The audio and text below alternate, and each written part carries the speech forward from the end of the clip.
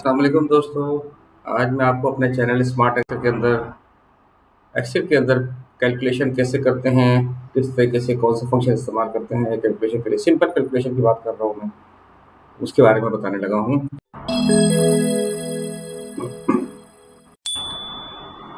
Excel के अंदर जो बेसिक साइंस यूज होते हैं कैलकुलेशन के लिए वो क्या क्या होते हैं।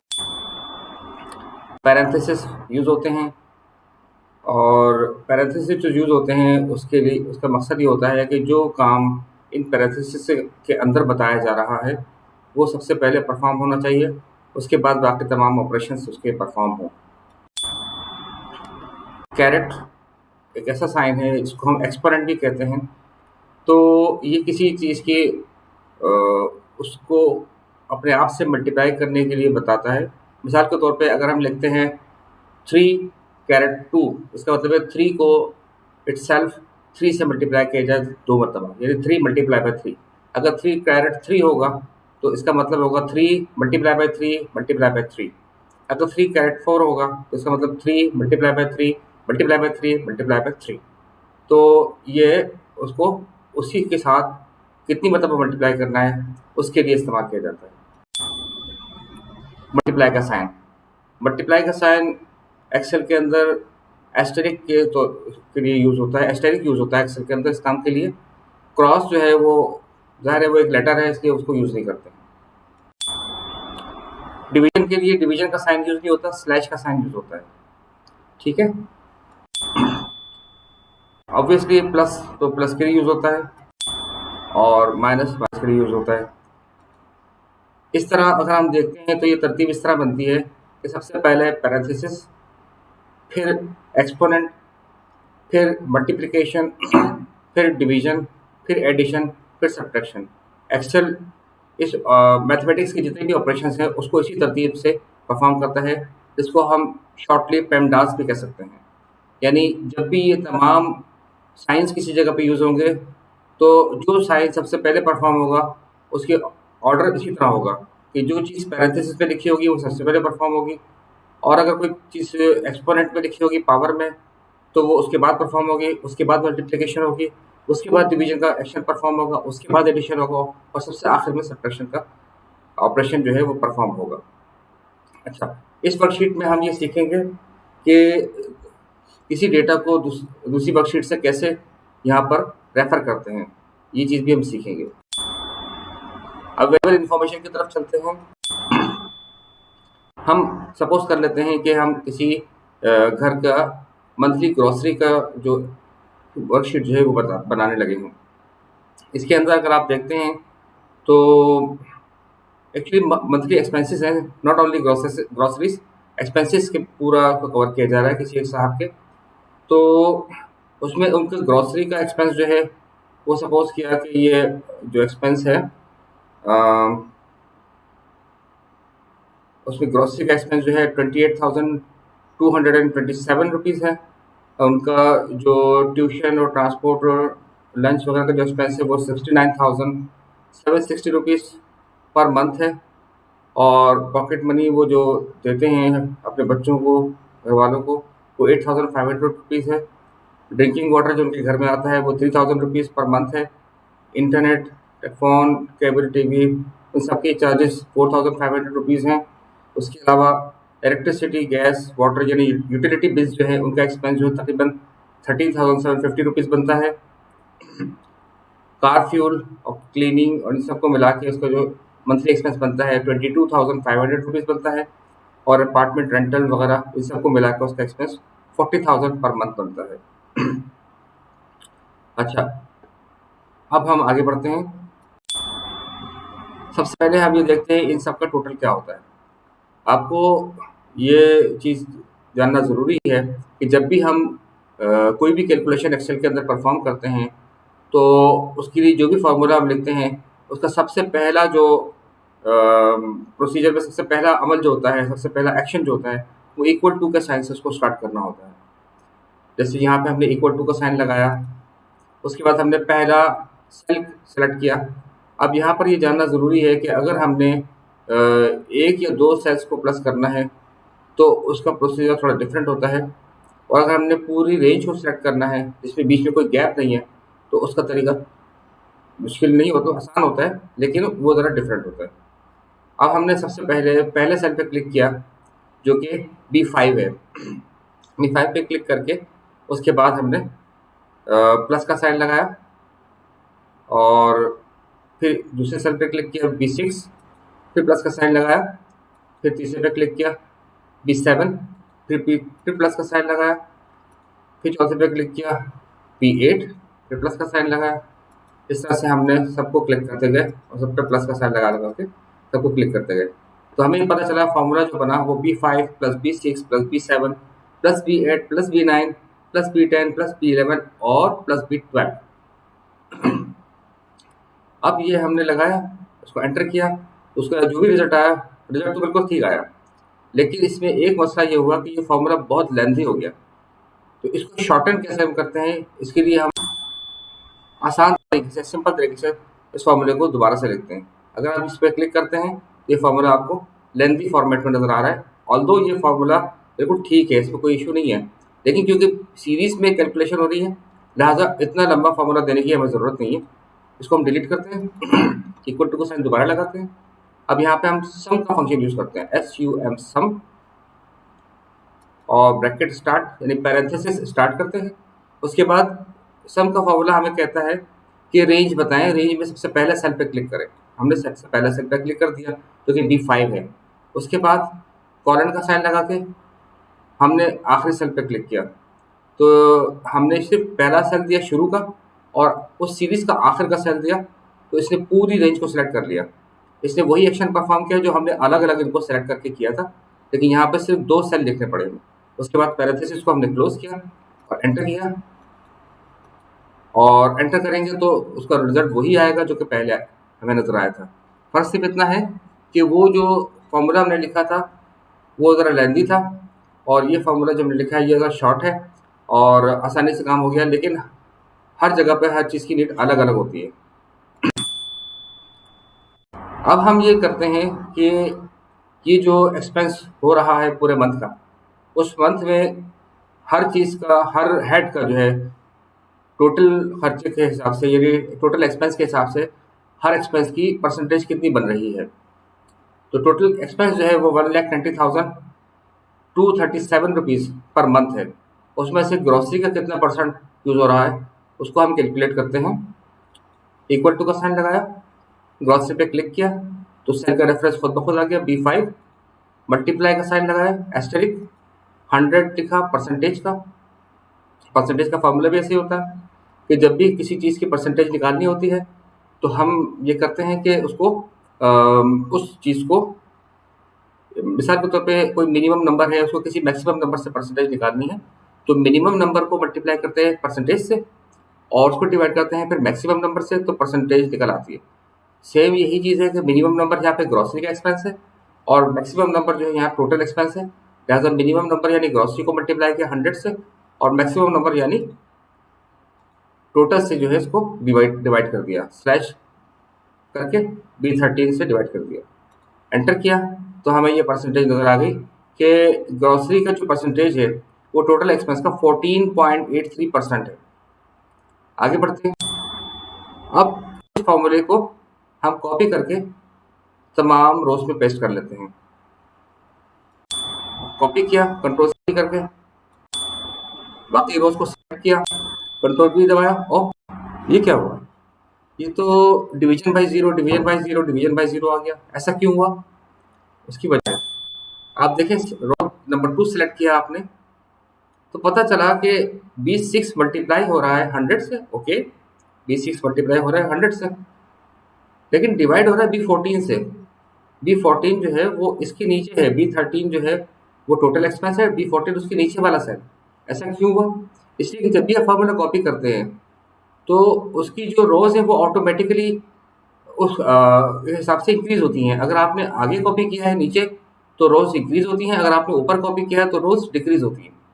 अब इसने इस रो को तो जो है एक्सपेंस की जो मतलब जो हेड है ट्यूशन का जो है उसकी रो को तो इंक्रीज किया ट्यूशन का एक्सपेंस लेने के लिए, लेकिन साथ साथ उसने टोटल की रो को भी इंक्रीज कर दिया, जो कि इसका एक जिसे कहते हैं फंडामेंटल इसका जो है फंक्शन है वो उसने परफॉर्म किया, तो जाहिर है इसके केस में तो मामला ठीक रहा ये करंट एक्सपेंस को लेने के लिए, लेकिन टोटल को लेने के लिए इसका मामला ज़रा ख़राब हो गया। तो हम ये करेंगे कि इसको ज़रा ठीक करेंगे फॉर्मूले को।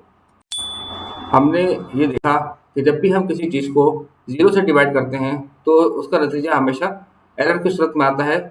तो नॉर्मल मैथ में हम इसको कहते हैं इनफाइनाइट आंसर आता है, और एक्सेल की उसके अंदर इन्वायरमेंट में आके ये हमें एरर देता है डिवीजन बाय 0। हमने इस पूरे कॉलम को जिसमें एरर आ रहा है उसको सेलेक्ट करके उसको डिलीट कर दिया। अब हमने उस फॉर्मूले वाले सेल को फिर से मुंतखब किया, F2 दबा के उस फॉर्मूले को हमने चेंज करना है। फॉर्मूले को चेंज हम इसलिए कर रहे हैं कि हमने एक रो को फिक्स रखना है, एक सेल को फिक्स रखना है उसके रेफरेंस को, और दूसरे सेल को वेरिएबल रखना है। यानी अगर हम इसको कॉपी करेंगे तो ये वाला सेल जो है शुरू वाला जिसको हम डिवाइड कर रहे हैं वो वेरिएबल रहे, वो ऑटोमेटिकली इंक्रीज होता जाए, लेकिन जिससे डिवाइड कर रहे हैं वो फिक्स्ड रहे। उसको फिक्स करने के लिए हमें डॉलर लगाना पड़ेगा उस रेफरेंस से पहले, यानी कॉलम और रो के रेफरेंस से पहले। कॉलम क्या है यहाँ पर बी, ये बी कॉलम है, और रो क्या है यहाँ पर 13, ये रो 13 है।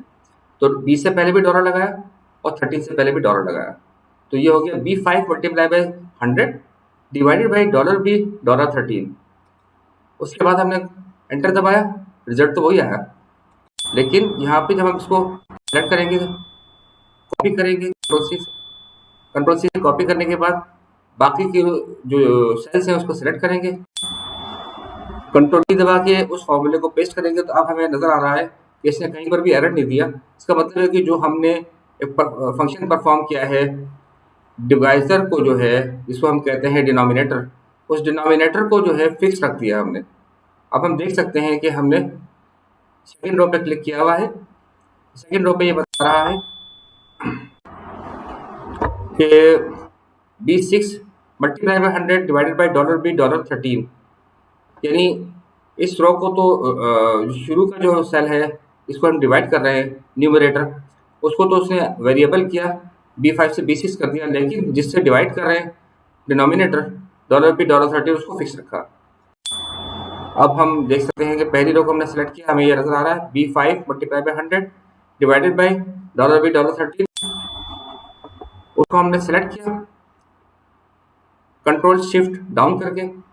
अगर हमारे पास नंबर ऑफ रोज बहुत ज़्यादा हैं और बीच में कोई गैप नहीं है तो हमें 1 बाय 1 सबको सेलेक्ट करने के लिए बहुत टाइम लगेगा। इस वजह से हमने कंट्रोल शिफ्ट और डाउन करेंगे तो वो उस सीरीज़ की शुरू से लेके और आखिर तक जो है पूरे सीरीज़ को विदाउट एनी गैप्स को सेट कर लेता है। राइट क्लिक किया, राइट क्लिक करेंगे, अब हमें नज़र आ रहा है कि ये जो परसेंटेज है ये कहीं आ रही है 14.837%, फिर 36.670, बहुत सारे डेसिमल के बाद बहुत सारे फिगर्स नज़र आ रहे हैं। हम चाहते हैं कि ये तमाम फिगर्स जो हैं वो एक ख़ास नंबर ऑफ डेसिमल्स तक उसको फॉर्मेट कर दें, उसको लिमिटेड कर दें। तो हमने इसको राइट क्लिक करके पूरे सेल को सेलेक्ट करके राइट क्लिक किया और फॉर्मेट सेल पे क्लिक किया। फॉर्मेट सेल पे क्लिक करेंगे तो फॉर्मेट सेल की विंडो खुल जाएगी, उसमें हमने नंबर का ऑप्शन सेलेक्ट किया और नंबर के ऑप्शन में जाके हमने देखा कि डेसिमल प्लेसेस बाय डिफॉल्ट इसमें 2 आते हैं, तो हमने इसको 2 ही रहने दिया और ओके पे हमने प्रेस कर दिया। जैसे ही हमने ओके पे प्रेस किया तो इसने अब जितने भी परसेंटेज के फिगर आ रहे थे उन सबको उसने डेसिमल के बाद 2 डिजिट तक लिमिटाइज कर दिया।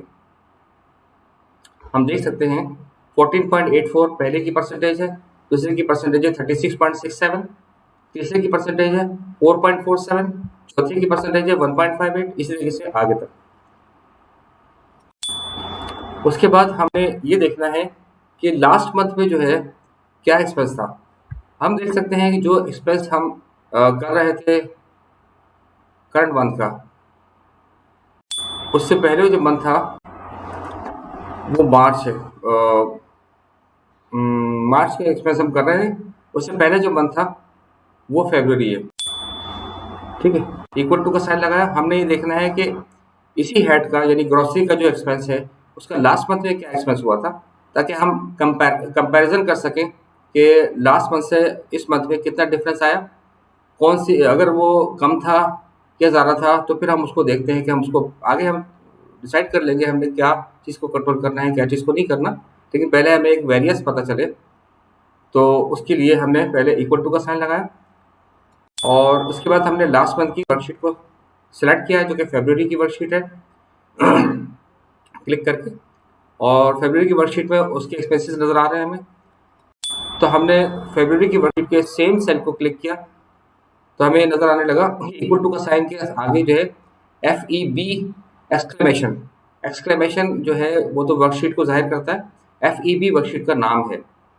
तो उसने FEB एक्सक्लेमेशन B5 यानी फरवरी की B5 की सेल की वैल्यू जो है इसने यहाँ पे पिक की है, एंटर किया तो यहाँ पर हमें फरवरी की उसी हेड की ग्रॉसरी की एक्सपेंस जो है वो यहाँ नज़र आने लगे। अब हमने इसको सेलेक्ट किया तो पता चला कि इसने है तो हम मार्च की वर्कशीट के अंदर, लेकिन ये हमें रिजल्ट दिखा रहा है फरवरी की उसी एक्सपेंस की वर्कशीट का जो है सेल की वैल्यू दिखा रहा है। अच्छा, उसके बाद जो है क्योंकि हमें बाकी एक्सपेंसेस भी उसी तरह उठाने हैं तो हमें बार बार उस पर जाने की ज़रूरत नहीं है, हमने सिर्फ इसी फॉर्मूले को हमने कंट्रोल-C दबा के मेमोरी में डाला और उसके बाद नीचे के तमाम सेल्स को सिलेक्ट किया और उस पर कंट्रोल-V करके पेस्ट कर दिया। तो उसने आगे की जो एक्सपेंसेस हैं वो ऑटोमेटिकली रो इंक्रीज के ज़रिए बाकी सेल्स में उसने पेस्ट कर दिए। तो हमें पता चल रहा है कि इसने बिल्कुल सही सही एक्सपेंस उठा के लाया है। अब क्योंकि हमने यहाँ पर जो अरेंजमेंट रखी है ग्रॉसरी के जो हेड्स हैं यही अरेंजमेंट वहाँ पर थी, लिहाजा एग्जैक्टली वही वैल्यूज़ यहाँ नज़र आई हैं जो कि यहाँ पर भी है और वहाँ पर भी हैं उसी हेड्स के अगेंस्ट में। तो हमें पता चल रहा है कि थोड़ा सा डिफरेंस नज़र आ रहा है इसके अंदर कि इस मंथ में जो हमने एक्सपेंस किया है वो थोड़ा ज़्यादा है और जबकि लास्ट मंथ में जो एक्सपेंस किया था वो ज़्यादा कम है उससे। हमें ये पता करना है कि इसमें डिफरेंस कितना है। हमने ये किया कि जिस जगह पर हमें डिफरेंस चाहिए उस सेल पर हमने क्लिक किया, इक्वल टू का साइन लगाया, उसके बाद करंट मंथ के एक्सपेंस पे क्लिक किया ग्रॉसरी के, माइनस का साइन लगाया, उसके बाद जो है हमने लास्ट मंथ का यानी जो प्रीवियस मंथ के जो फिगर है वो जो हम यहाँ पर लेकर आ चुके हैं उस पर क्लिक किया तो यहाँ पर D5 के सेल में है। अच्छा, ये एक मजेदारी की बात है कि जब भी हम कैलकुलेशन करते हैं तो फॉर्मूला लिखने शुरू करते हैं तो जब हम पहला सेल का रेफरेंस देते हैं तो जैसे आपको नजर आ रहा है यहाँ B5 जो है वो ब्लू कलर में नजर आ रहा है। तो जो पहले सेल का रेफरेंस यहाँ पर है उस सेल को जो सिलेक्शन दिखाता है वो ब्लू कलर में दिखाता है, उसका बॉर्डर देखिए ब्लू कलर में हुआ है और अंदर जो है उसका बैकग्राउंड जो है वो लाइट ब्लू में आ रहा है। तो इससे पता चलता है इसको मतलब इस पर आइडेंटिकल एक सिनेरियो क्रिएट हो जाता है कि जिस कलर का सेल का रेफरेंस आ रहा है उसी कलर की सेल की सिलेक्शन भी आती है।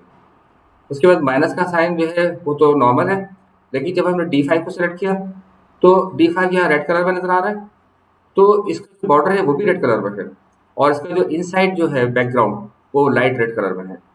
तो इसके आइडेंटिकल सिनेरियो क्रिएट कर देता है ताकि हमें पता चल जाए कि जो यहाँ पर हमने सेल का रेफरेंस दिया है उसका रेलेवेंट सेल जो है वो यहाँ पर कौन सा है, मतलब एट अ ग्लांस आपको अंदाजा हो जाएगा आसानी के साथ। एंटर करेंगे, एंटर करने के बाद हमें उस सेल का रिजल्ट पता चलेगा। तो यहाँ नजर आ रहा है कि ग्रॉसरीज के अंदर जो है लास्ट मंथ के हिसाब से 565 रुपीज़ जो है वो ज़्यादा खर्च हुए। अब हमने ये बताना है कि ये जो एक्सपेंस हुआ है ज़्यादा ये कितने % ज़्यादा हुआ है। ठीक है, इक्वल टू का साइन लगाया, इसको सेलेक्ट किया, ये जो चेंज का जो फिगर नज़र आ रहा है उस पर क्लिक किया, मल्टीप्लाई का साइन लगाया, फॉर्मूले का 100 लगाया, डिवीजन किया किसके साथ, लास्ट मंथ के एक्सपेंस के साथ। जाहिर है हमें ये पता करना है कि लास्ट मंथ के हिसाब से इस मंथ में जो है वो कितने % डिक्रीज हुआ है। ठीक है, तो हमारे लिए जो मैक्सिमम फिगर जो है वो लास्ट मंथ का फिगर बनेगा। पता चला कि लास्ट मंथ के हिसाब से इस मंथ में ग्रॉसरी के जो एक्सपेंस है वो 2.04% जो है वो इंक्रीज हुआ है। अब हमने पहले इसी पे क्लिक किया इस पूरे रो को, यानी इस रो के दोनों वैल्यूज को हमने क्लिक किया, कंट्रोल-C दबा के मेमोरी डाला और बाकी तमाम रो कॉलम को सिलेक्ट किया इसी रेलेवेंट जो है कॉलम के नीचे, चेंज की कॉलम के नीचे, और कंट्रोल भी दबा के उसको पेस्ट कर दिया। तो हमें पता चल रहा है कि तमाम एक्सपेंसेस जो हैं उनका हर जगह पे क्या क्या डिफरेंस हमें नज़र आ रहा है वैल्यू में और परसेंटेज में। परसेंटेज तो सबकी तकरीबन सेम नज़र आ रही है, लेकिन वैल्यू ज़ाहिर है एक्सपेंस के हिसाब से डिफरेंट डिफरेंट है। ठीक है, हमने ये किया कि अब यहाँ पर जो परसेंटेज नज़र आ रही है वो 2.040816 इस तरीके से हर जगह पर जो है डेसिमल के बाद बहुत सारे डिजिट्स नज़र आ रहे हैं। हम चाहते हैं कि जिस तरीके से हमने इस कॉलम के परसेंटेज को दो डेसिमल तक लिमिटाइज किया था, इसी तरीके से यही सेम फॉर्मेट हम यहाँ पर अप्लाई करें। उसके लिए हमने सबसे पहले इस कॉलम को सिलेक्ट करना है। इस पूरे कॉलम को हमने सिलेक्ट किया। सिलेक्ट करने के बाद ऊपर जाके हमने होम के टैब के अंदर हैं, और होम के टैब के अंदर हमने फॉर्मेट सेल के ऊपर क्लिक किया, फॉर्मेट पेंटर के ऊपर। याद रहे, हम किसी भी चीज़ को जब कॉपी करते हैं तो कंट्रोल सी दबा के जब कॉपी करते हैं तो उस चीज़ की तमाम चीज़ें जो हैं वो दूसरी जगह पर पेस्ट होती हैं। मिसाल के तौर पे वहाँ पर अगर कोई वैल्यू है तो वो वैल्यू पेस्ट होती है, अगर वहाँ पे कोई फॉर्मूला है तो फॉर्मूला पेस्ट होता है, अगर उस जगह पे कोई फॉर्मेट दिया हुआ है, डेसिमल के बाद मतलब पॉइंट के बाद 2 डेसिमल प्लेसेस हैं, वो भी कॉपी होता है। लेकिन यहाँ पे अगर हमें सिर्फ फॉर्मेट कॉपी करना है तो हम फॉर्मेट पेंटर यानी ये ब्रश जैसा नज़र आ रहा है, इस पर क्लिक करेंगे तो ये फॉर्मेट पेंटर सिर्फ फॉर्मेट को कॉपी करेगा, वैल्यूज को कॉपी नहीं करेगा। और उसको उठा के हमने यहाँ पे क्लिक करके तो ये फॉर्मेट पूरा यहाँ पे कॉपी हो गया, आप देख सकते हैं। पहले जो नज़र आ रहा था वो 2.040816 आ रहा था। अब जैसे ही हमने फॉर्मेट पेंटर पे क्लिक करके यहाँ पे क्लिक किया तो यहाँ पे वो फॉर्मेट पूरा का पूरा यहाँ पे अप्लाई हो गया, यानी डेसिमल के पॉइंट के बाद 2 डेसिमल प्लेसेस नज़र आ रहे हैं। उसके बाद जो टोटल का हमने किया है उस टोटल पे हम क्लिक करेंगे। ये जो टोटल है ये मंथली एक्सपेंसेस का टोटल है। ठीक है, इसको कंट्रोल से दबाएंगे इस फॉर्मूले को, और ये दोनों जो सेल्स हैं, लास्ट मंथ का सेल और डिफरेंस का सेल, इन दोनों को भी टोटल करेंगे तो ये फॉर्मूले को उठा के हम यहाँ पे पेस्ट कर देंगे, तो हमें पता चल जाएगा कि लास्ट मंथ का टोटल क्या था। हमें जैसे कि नज़र आ रहा है कि लास्ट मंथ में 1,86,432 रुपीज़ खर्च हुए थे मंथली एक्सपेंस में, और इस मंथ में 1,90,237 रुपीज़ खर्च हुए हैं। तो टोटल जो इंक्रीज हुआ है एक्सपेंसेस के अंदर वो 3,805 रुपीज़ का एक्सपेंस हुआ, इंक्रीज हुआ है। हमें ये नज़र आ रहा है कि हमने करंट मंथ की जो वर्कशीट है एक्सपेंसेस की वो हमने कंप्लीट कर ली है। इस वीडियो को देखने का शुक्रिया। इस वीडियो को लाइक कीजिए, मेरे चैनल को सब्सक्राइब कीजिए और बेल का आइकन प्रेस कीजिए ताकि मज़ीद वीडियोस के साथ आप अपडेट रह सकें। शुक्रिया।